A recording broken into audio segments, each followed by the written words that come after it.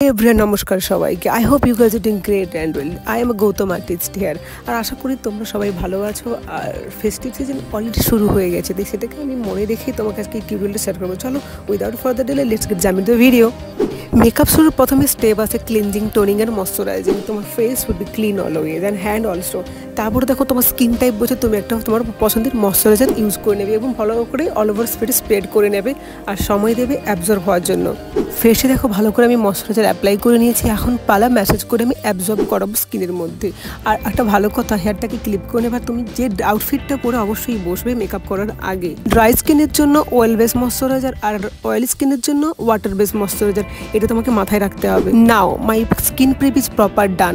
এখন আমি করে নেবো বেস মেকআপ। আর বেস মেকআপের জন্য আমি দুটো ফাউন্ডেশন নিচ্ছি, একটা মার্স কসমেটিক, একটা হচ্ছে পিএসসি কসমেটিক। দুটো ফাউন্ডেশনই ভীষণ ভালো। আর আমি দেখো আমার স্কিন টোন হিসেবে আমি ডার্কটা একটু বেশি নেবো আর লাইটটা একটু কম নিয়ে ভালো করে মিক্সড করবো আর মিক্সড করে অল ওভার ফেসে অ্যাপ্লাই করে নেবো। বাই দ্য ওয়ে আমি কিন্তু দুটো জিনিস স্কিপ করে গেছি, একটা প্রাইমার আর একটা হচ্ছে সানস্ক্রিন। তোমরা কিন্তু অবশ্যই অ্যাপ্লাই করতে ভুলবে না। সব সময় চেষ্টা করবে কতটা কম প্রোডাক্ট দিয়ে ভালো করে ব্লেন্ড করা যায়। দেখো অল ওভার ফেসে আমি ডট ডট করে অ্যাপ্লাই করে নিয়েছি, যেখানে আমার ভাঁজ রয়েছে ওখানে আমি অ্যাভয়েড করে যাচ্ছি। এক্সেস আমি ব্লেন্ড করে নেব। আর তোমরা ফাউন্ডেশন ব্লেন্ডিংয়ের জন্য বিউটি ব্লেন্ডার আর ব্রাশ, যেটা তোমার কমফোর্টেবল তুমি ওটাই ব্যবহার করবে। আর বিউটি ব্লেন্ডার সবসময় ওয়েট হতে হবে। ওয়েট মানে কিন্তু জল না থাকে, ভালো করে নিংড়ে তুমি একটা কটন দিয়ে ভালো করে চেপে নেবে, তাহলে এক্সেস জলটা ওটা শুষে নেবে। দেন ব্লেন্ড ব্লেন্ড ব্লেন্ড ফাউন্ডেশনটা ভালো করে ব্লেন্ড করলে তোমার বেসটা কিন্তু প্রপার লং লাস্টিং আর ফ্ললেস লুক আসবে। ফাউন্ডেশন সবসময় তুমি এক সাইড থেকে ব্লেন্ড করা শুরু করো, ধীরে ধীরে করে অপর দিকে যাও, তাহলে তুমি কেকি আর প্যাচি হওয়া থেকে নিজের বেসটাকে তুমি রক্ষা করতে পারবে। নাও আমার ফাউন্ডেশন ব্লেন্ডিং ডান, শেডও হয়ে গেছে। এখন আমি করে নেবো হাইলাইটিং। তার জন্য একটি সুইস বিউটির কনসিলার, এটা কিন্তু ভীষণ লাইট ওয়েটের কনসিলার। এটাকে তোমাকে বেল্ডেবল করতে হবে। দেখো কতটা লেস অ্যামাউন্টের আমি অ্যাপ্লাই করছি। দুটো কনসিলার, একটা লাইটার একটা ডার্কার, একসঙ্গে আমি ব্লেন্ড করব, তো দেখবে স্টেপ বাই স্টেপ। আর কনসিলার সবসময় থিক হয়, ফাউন্ডেশন কিছুটা থিক হলে একটু লাইট হয়, আর কনসিলার ঠিকই হয়। যেটা ব্লেন্ড তোমাকে খুব হালকা হাতে করতে হয়, বেশি প্রেশার দিয়ে করলে কিন্তু উঠে যাবে। তারপরে দেখো আমি একটু ক্রিম ব্লাশ অ্যাপ্লাই করছি, যাতে একটা লং লাস্টিং ব্লাশ এফেক্ট স্কিনের মধ্যে থাকে। একটা পাউডার দিয়েও শেড করবো, আমি ব্লেন্ডও করে নিচ্ছি প্রপার। পরে আমি যদি প্রয়োজন হয় আবার আমি অ্যাপ্লাই করে নেবো। Now time to blend my concealer. আমি যে হাইলাইট করেছিলাম একটু ভালো করে ব্লেন্ড করতে হবে। এখানে আমি একটা কথা বলে রাখি, তোমাদের যদি ডার্ক সার্কেল থাকে, পিগমেন্ট থাকে, অবশ্যই তুমি সেটাকে কালার কারেক্টিং করবে। আমার কিন্তু এতটাও ডার্ক সার্কেল বা ডিসকালারেশন নেই, থাকলে তখন আমি কনসিলার বা ফাউন্ডেশন আমার হাইড করে দেবে আমার ফেসের মধ্যে। তাই দেখো হাইড করার জন্য তোমাকে তোমার স্কিন শেডের 2 শেড ডার্কার কনসিলার নিতে হবে, ভালো করে ব্লেন্ড করতে হবে। না হলে তোমাকে কিন্তু অল্প অ্যামাউন্টের অরেঞ্জ কারেক্টার দিয়ে প্রথমে ব্লেন্ড করতে হবে হালকা হাতে, আর দেন নিউট্রালাইজ করতে হবে একটা তোমার ওন শেডের কনসিলারে দিয়ে। কনসিলার ভালো করে ব্লেন্ড করার পরে আমি আর একটু ব্লাশ অ্যাপ্লিকেশন করে নেব। তারপর দেখো আমি এর ওপরেই করবো পাউডার কন্ট্রোল, বেসিক্যালি ব্রোঞ্জিং। আমি পাউডার ব্রোঞ্জিং করতেই বেশি প্রেফার করি। তোমরা যারা বিগিনার অবশ্যই তোমরা পাউডার দিয়েই শুরু করো, কারণ ক্রিম যদি ব্লেন্ড না হয় না, তোমার একটা গ্রে বা অ্যাসনেস চলে আসবে। তাকে ভালো করে পাউডার কন্ট্রোল করে নিলাম অল ওভার ফেসে। সেম ব্রোঞ্জিং পাউডার দিয়ে একটা স্ট্রেট ফ্লাফি ব্রাশ দিয়ে আমি নোজ কন্ট্রোলও করবো। দেখো নোজ কন্ট্রোল করে না একটা প্রপার শার্প লুক তোমায় ক্রিয়েট করে, একটু এনহ্যান্সও করে লুকটা। আমার ফেস কন্ট্রোল কিন্তু ডান। এখন আমি করে নেব full face set, basically concealer. এটা most important part.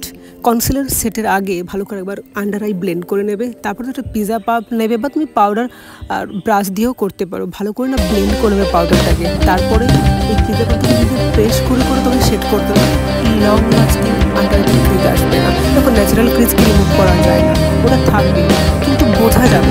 Powder setting তেমন তোমার ক্রিজকে আটকায়, তেমনি তোমার অয়েল কন্ট্রোল করে, তোমার সোয়েট কন্ট্রোল করে। দেখো এক্সট্রা পাউডার না নিয়ে ওটা দিয়ে আমি ভালো করে ড্যাব ড্যাব করে সঙ্গে ফ্লাফি ব্রাশ দিয়েও আমি এক্সট্রা পাউডার অ্যাপ্লিকেশন করে নেবো ফেসের মধ্যে। এরপরে আমি ফেসের মধ্যে একটা সেটিং স্প্রে অ্যাপ্লাই করে নেবো, যাতে ফেসটাও আমার সেট হবে ধীরে ধীরে। Now time to most important part, eye makeup.